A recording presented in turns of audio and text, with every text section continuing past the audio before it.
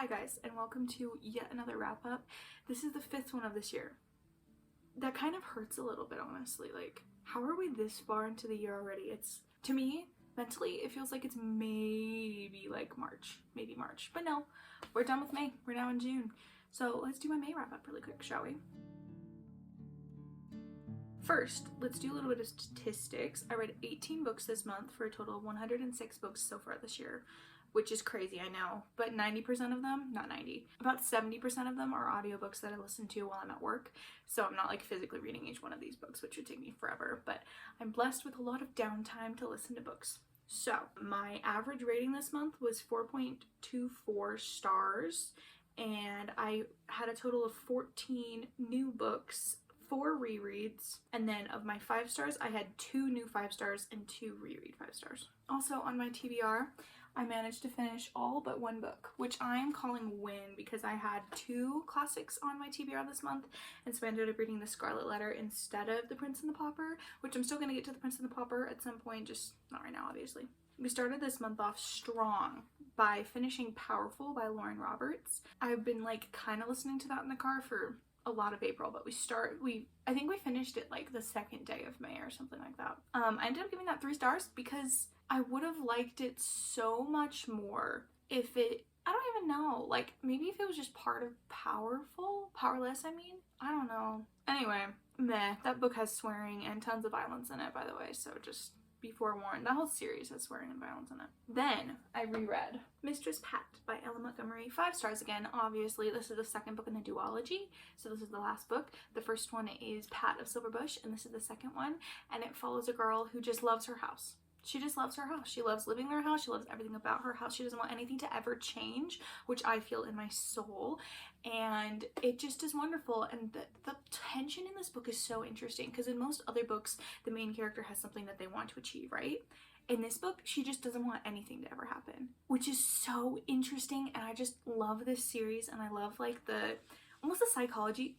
They're playing with Legos. Almost the psychology of the character herself. And it's such a beautiful story. And I love the way that it concludes. It's always like my most favorite conclusion of all of her books. Unsentimentally, Anne of Green Gables is still like my favorite conclusion ever because it's Anne of Green Gables. But this is my favorite like plot device wise of a conclusion.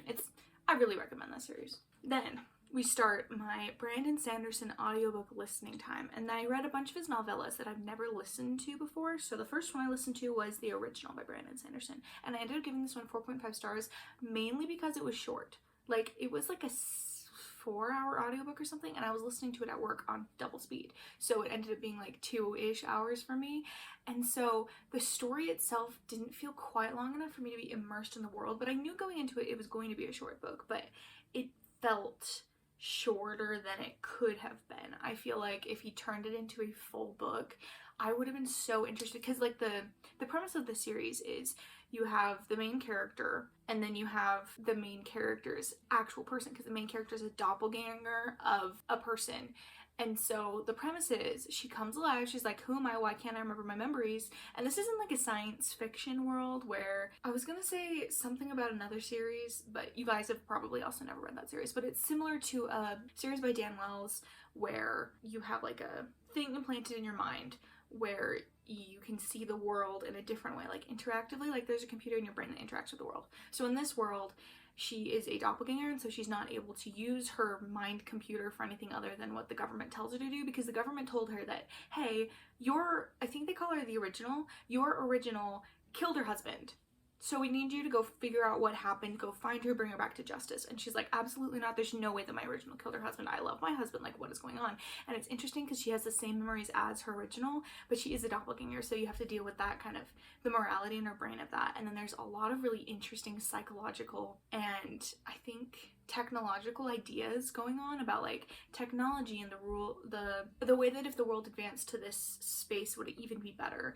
And it's so interesting, and I wish it was like even like a 6-hour audiobook, because I feel like he could have gone into so much more. And this one is a dual book. He dual wrote it with Mary Robinson, who's another one of his friends, and it's so interesting. I really enjoy that book, but don't go into thinking it's a super long series, but it's not. It's just the one short book, but it was so interesting and I really enjoyed it, of course, because it's Brandon Sanderson. Then I listened to Stephen Leeds' Death and Faxes by Brandon Sanderson, but it's actually not by Brandon Sanderson. I didn't know this until looking at like the not the acknowledgements, like when I looked it up on Goodreads and stuff. It's actually was co-written by like 4 guys, and they got permission from Brandon Sanderson to write another book in this world that Brandon Sanderson had made. So the Stephen Leeds universe is 3 kind of novellas that are normally published together in one book, and they're so interesting. I love them so much. But the problem with this one, I ended up giving it 4 stars because I love the world. I just love the world. But these 4 guys couldn't get the charm that Brandon gave to the plot, because the characters are still really interesting, and I love thinking of the characters in the way that you always figure out in these books. But in this one, it felt a little bit more like fan fiction, because it basically was. But it was still interesting. I still recommend it if you like the Stephen Leeds universe. It's just more of the characters, but it's definitely not my favorite of all of those ones. Stephen Leeds is a guy who has multiple personality disorder, or because I think or is it dissociative identity disorder? I don't know which way is the correct way to say it. I've heard it both ways. So basically he's so smart that the way that his brain processes knowing all this information is through separate people. And so he sees the separate people, and the separate people have all of his knowledge of that subject in their brain. And this is the way that he's able to understand his world, because otherwise he goes crazy. And so he's this guy who's barely surviving, and he has to like have all these imaginary people that no one else can see but are very real to him. And he has to like imagine that they're holding food, and he has to imagine that they're sitting in a spot, and he has to like order an Uber for them to come to go, you know, like it's so interesting. And so he's so smart, so then he becomes a detective and he solves all these problems, and normally there's like some shoot 'em bad guys in there just for fun. And I love the original 3 books. They're so good. This one's still good, but it had less of a defined plot structure than the other ones had. Like I had no idea where the story was going at any point.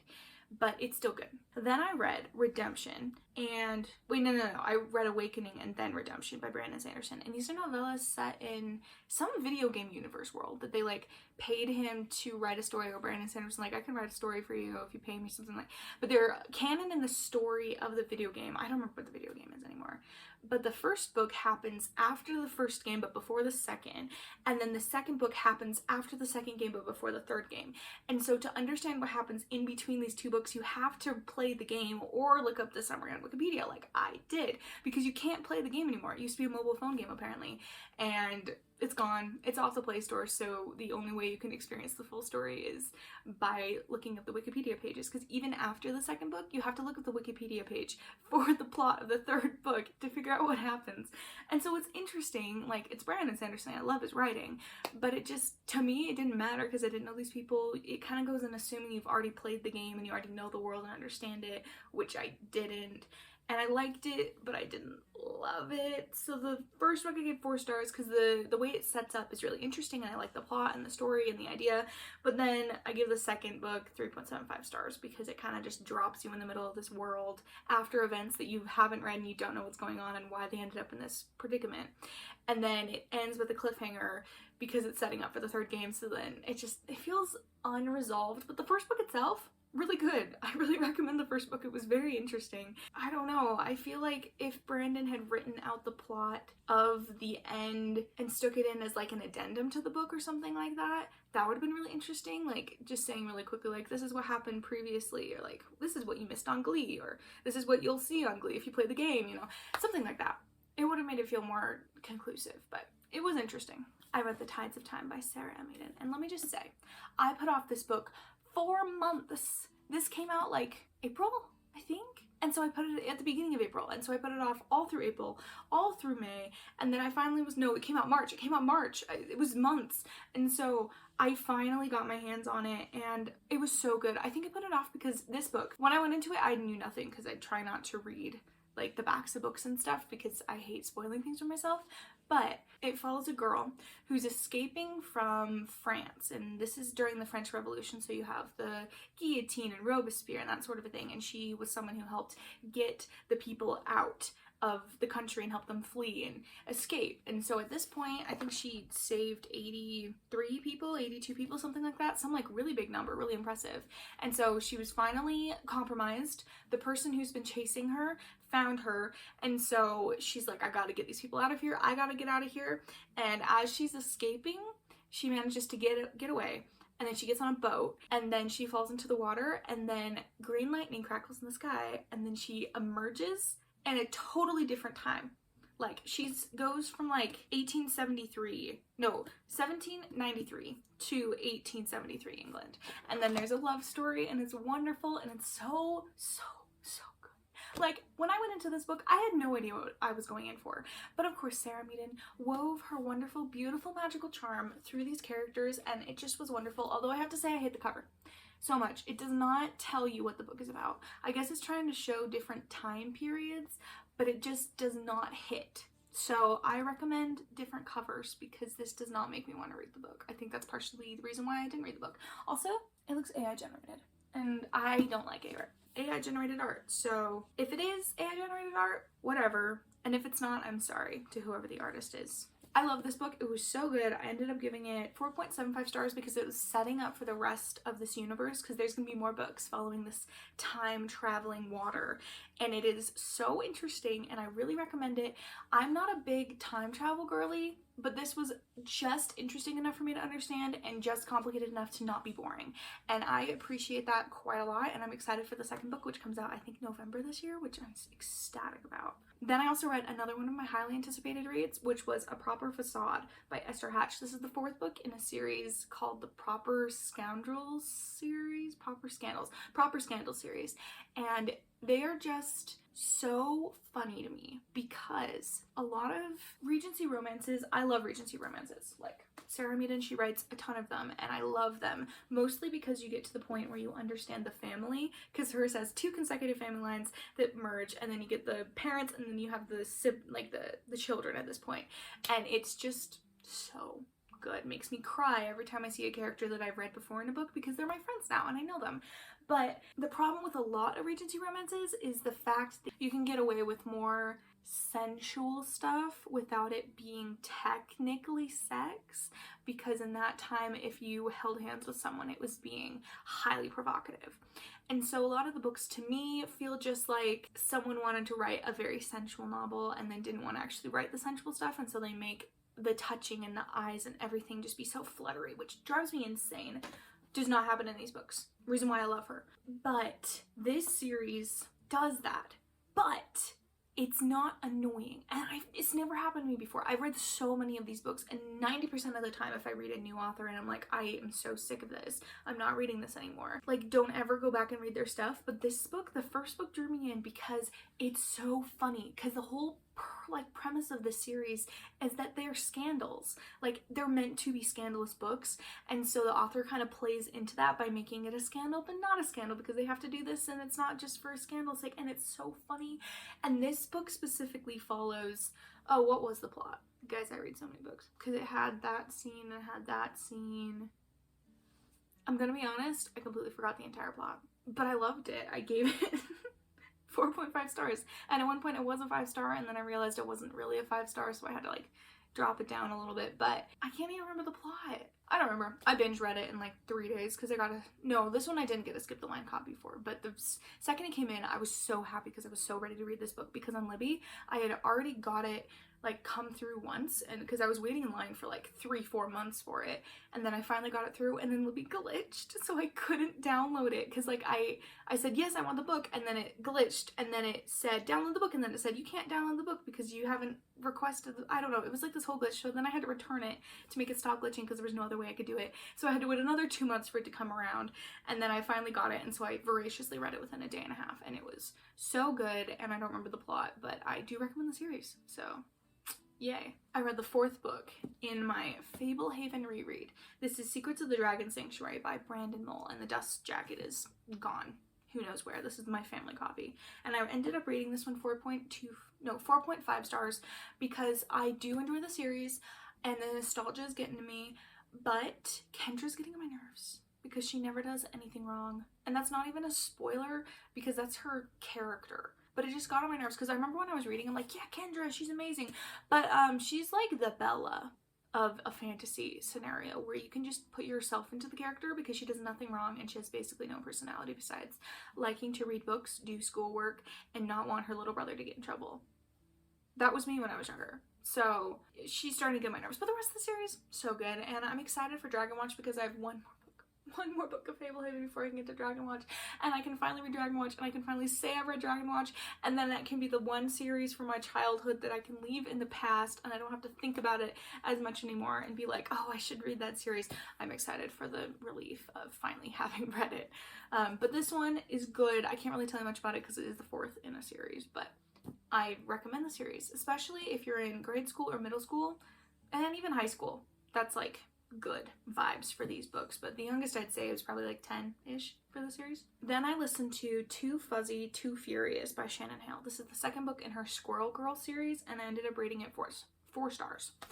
I liked it, but I didn't love it. I liked the first book so much more because there was a lot of like the character getting to know her own limitations and becoming a superhero, and it's like the origin story, and those are so good and it's so fun. But in this one, she's kind of already a superhero, and so they deal with other problems that don't feel quite as important, and also the big mystery isn't quite as much of a mystery because it's really well signaled because it's for kids, so it's signaled from the beginning of the book.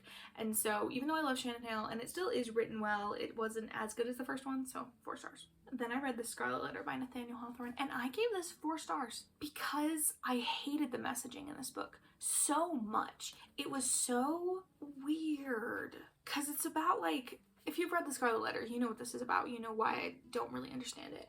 And it's written in this flowery prose that was very common during this time period, because this is like 17 something England. Okay, it's in 1650 something England. Not England. America. It's set in Salem before the Salem witch trials, and it follows a woman who had sex with a man and then now has a child, and because of that, this is a very highly puritanical society. And if you don't know about the Puritans, they were a group of people that were like really focused on following religion to a T, and they wore like these drab colors to like show that they respect God or something. I don't remember exactly. I know I learned about this once.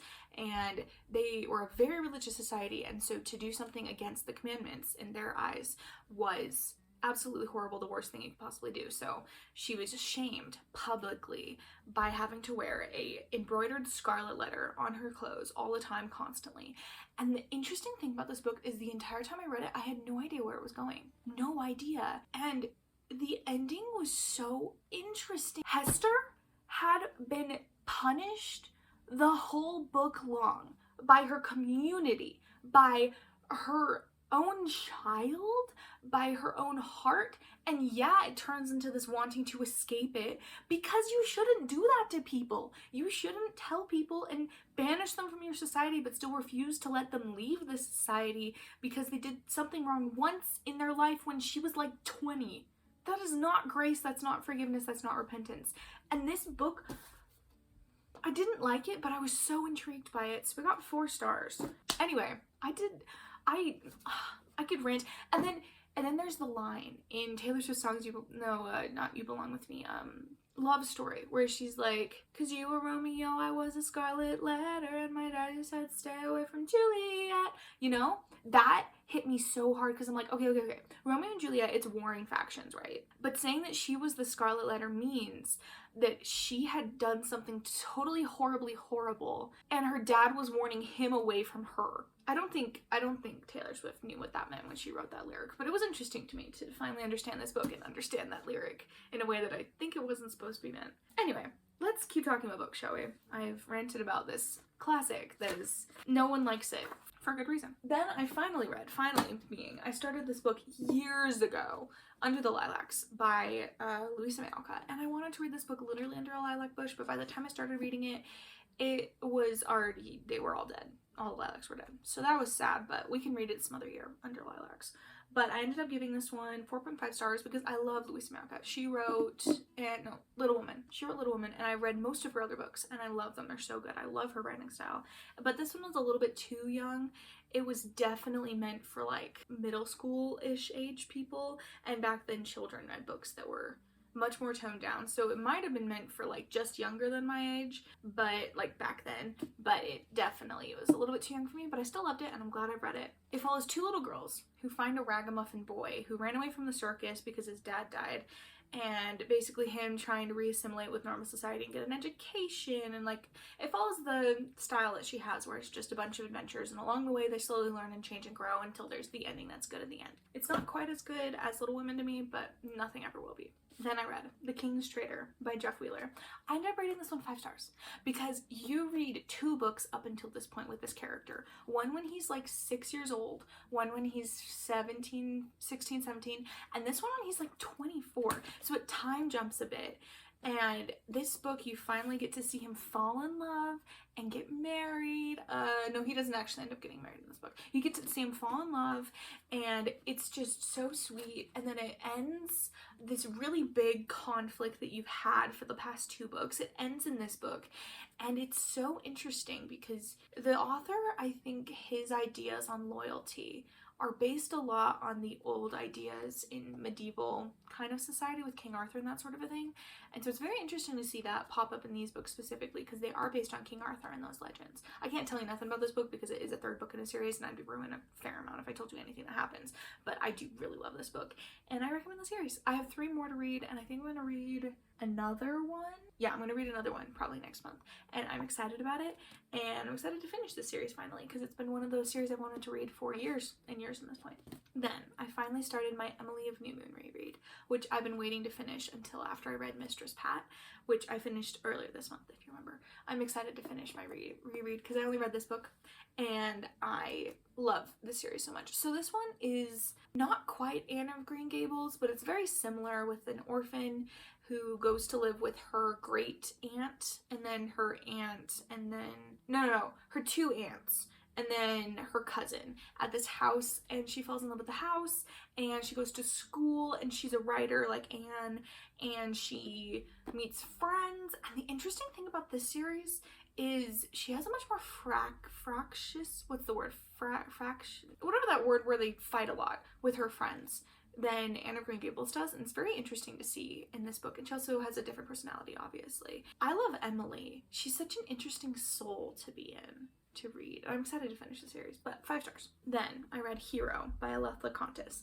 This is the 2nd book in a series. I read the 1st book last year, and it's a fairy tale-esque kind of a series where it combines a bunch of different fairy tales. And this one might have had basis on fairy tale, but I'm not sure. I can't think of one that I would connect it to, but it follows a girl who has to go find her little brother, so she goes out into the world, but then she gets basically kidnapped. She gets taken by a big bird up into this cave in the mountains where she has to defeat a witch and escape, basically. And the end of this book ends in a pretty big cliffhanger, actually, so I might read the next book soon, but I don't know if my library has it because it's not a very popular, very well-read series, but I have enjoyed it so far. Oh, and also the love story felt a little bit too insta-lovey for me. I feel like it'll continue to get better in next books. Then I reread Day of at Night by Gail Carson Levine, and I rated this one 4 stars this time. I have read it before because I read all of Gail Carson Levine's books before, basically, and I enjoyed it then, but I didn't love it because it is more of a boy book, and it's based on her own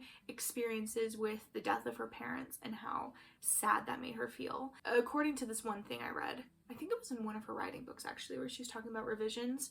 And so when she wrote it the first time, I think it was one of the first books she wrote, and she tried to give it to publishers and no one wanted it. So then she wrote Ella Enchanted and people read that one. And then years later, after she published a couple other books, she tried to sell this one again. They're like, how about you reread this? I don't think you read this in a while. So she reread it, realized that it was more autobiographical than she meant it to be, so she wrote it into this book. And it follows a boy whose parents died, so he gets put in an orphan asylum.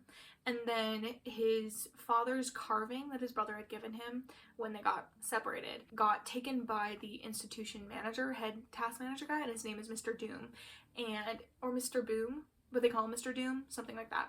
And it gets stolen by him, and so he wants to get it back. And so he spends the whole book basically figuring out how to get it back, and also forming attachments with the other boys who live in the orphan house, and basically coming to terms with the fact that he's now an orphan. But I do like it better than I Was Younger. It's still not my favorite one of her books. I think nothing can ever top Ella Enchanted for my favorite one of her books, but it is very good. Then I read After All We Can Do by Dieter F. Uchtdorf. My voice is dying, but my water bottle is currently holding up my phone, so we're just gonna keep dying.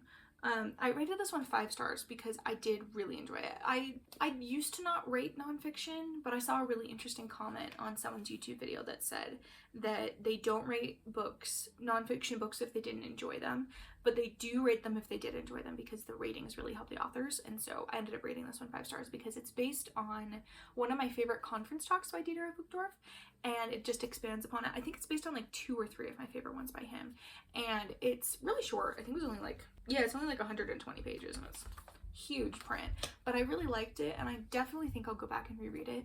It's called After All We Can Do, Embracing Hope, Grace, and Joy.